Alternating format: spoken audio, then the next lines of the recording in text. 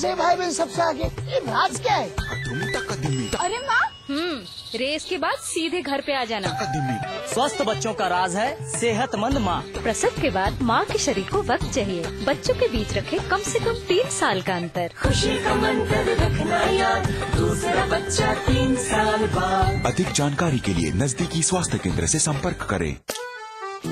सौंफ, इलायची, खजूर, सब एक से बढ़कर एक है, मगर कोई अपना बड़प्पन नहीं जताता। रहो हमेशा पास पास। कोई जरूरत नहीं है जांच वाच कराने का। 2 महीने भी नहीं हुए गर्भ को, तू और तेरा बाप दोनों बिना जांच के हुए थे, उसके बाप भी और उनके भी। पर दादी, फिर ये कैसे पता चलेगा कि माँ और बच्चा दोनों ठीक हैं? चांस क्यों लेना? क्या चांस? वो देखो परसों से सुनती आती हूँ, इसे ठीक करूंगी, कभी सिर पे गिर गया तो आज तक कुछ नहीं हुआ। कोई जांच कराने की जरूरत नहीं, कुछ नहीं होगा।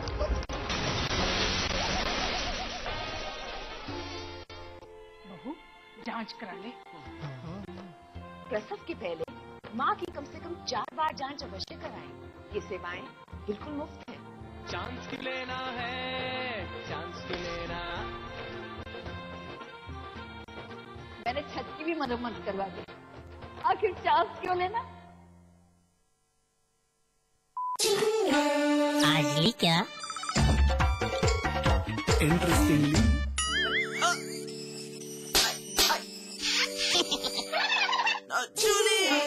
रिफ्रेशिंग मिनी गम। आज ली क्या?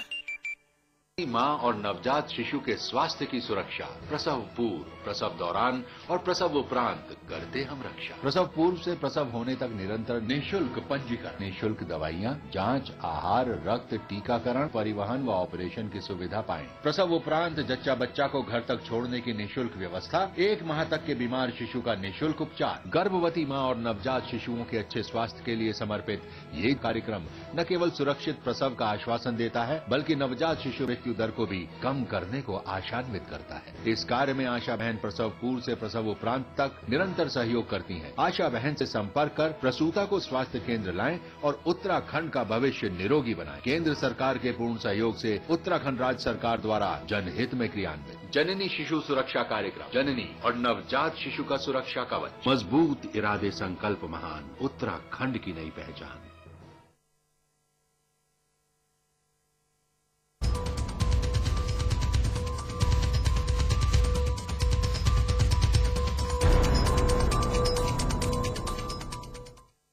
और अब बात उत्तराखंड की करेंगे, जहां प्रशासनिक अनुशासनहीनता और नौकरशाही की बेलगामी जोरों पर है। सूबे में कहीं विधायकों की अनदेखी हो रही है तो कहीं विधायक अपनी दबंगई दिखाने में मसरूफ हैं। ऐसे तमाम मामले सामने आ चुके हैं जिनमें विधायकों के आदेशों की अनदेखी कर सूबे के अधिकारी अपनी मनमानी करने में लगे हुए हैं, लेकिन आज तक किसी अधिकारी पर कोई कार्रवाई नहीं हुई।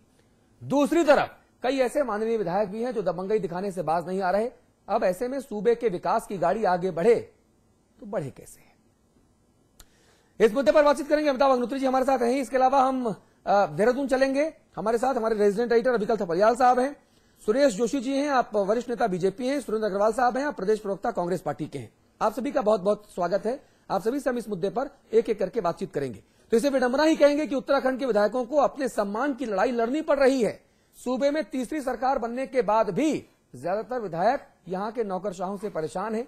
किसी को प्रोटोकॉल न मानने की शिकायत है तो कोई अधिकारियों की बदसलूकी से हैरान परेशान आजिज आ चुका है।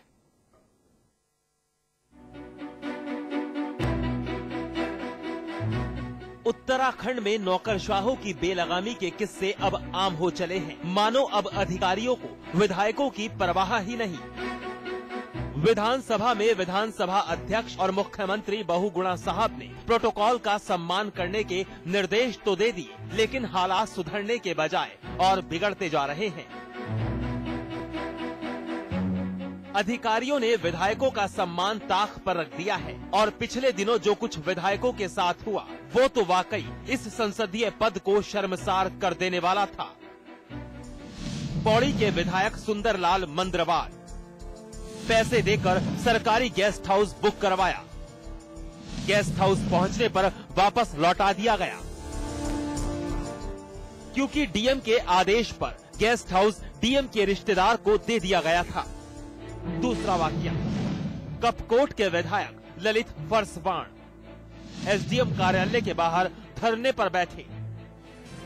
तीसरा वाकया, विधायक भीमलाल आर्य हरक सिंह रावत के घर के बाहर धरने पर बैठे।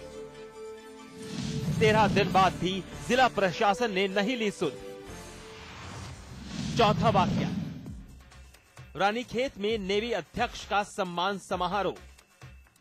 जिलाधिकारी और एसडीएम मंच पर बैठे। अजय भट्ट दर्शक दीर्घा में बैठे नजर आए। साफ है, विधायकों के साथ बदसलूकी की ये चरम सीमा है, जिससे प्रदेश के मंत्री समेत विधायक तक परेशान हैं। बिल्कुल सम्मान दिया जाना चाहिए। जनप्रतिनिधि है, जनप्रतिनिधि को वैसे भी सम्मान और अन्य लोगों को भी सम्मान देना चाहिए।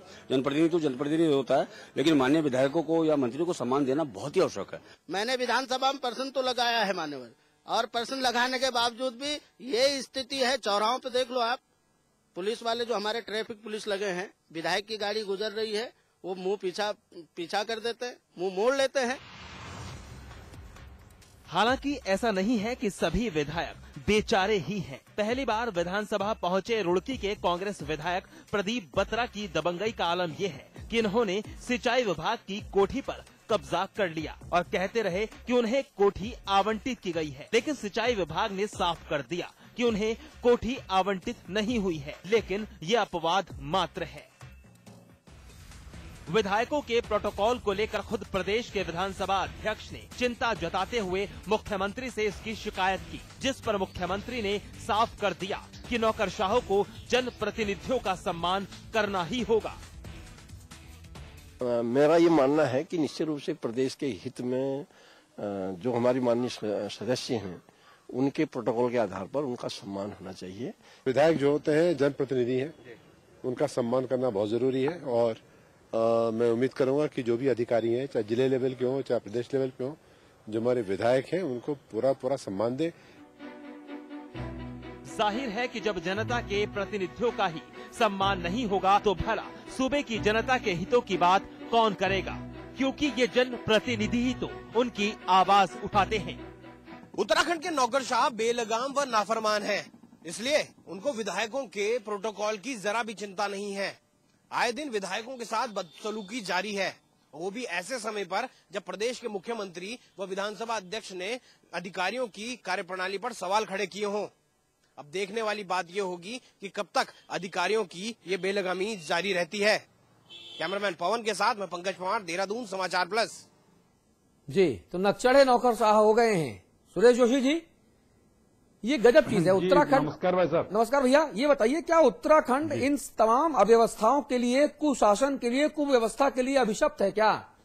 सरकार किसी की भी हो, शिकायतें कम हुए सेम है, दिक्कतें कम हुए एक जैसी ही हैं, कहीं 19 कहीं 20, लेकिन इससे ज्यादा क्वांटम ऊपर नीचे नहीं होता। जोशी जी, अब अधिकारी बेलगाम हो गए, बताइए। नहीं, जिस तरह के विषय आपने अभी रखे हैं दर्शकों के सामने, हाँ, 10 महीने से जो है सरकार चल रही है। अगर आप पिछले 12 वर्षों का इतिहास देखेंगे, चाहे सरकारें किसी की भी रही हों, कांग्रेस की रही हों, भारतीय जनता पार्टी की रही हों, उस समय ऐसी स्थितियां, परिस्थितियां कम से कम नहीं थी कि विधायकों को इस दौर से या इस तौर तरीके से गुजरना पड़ा।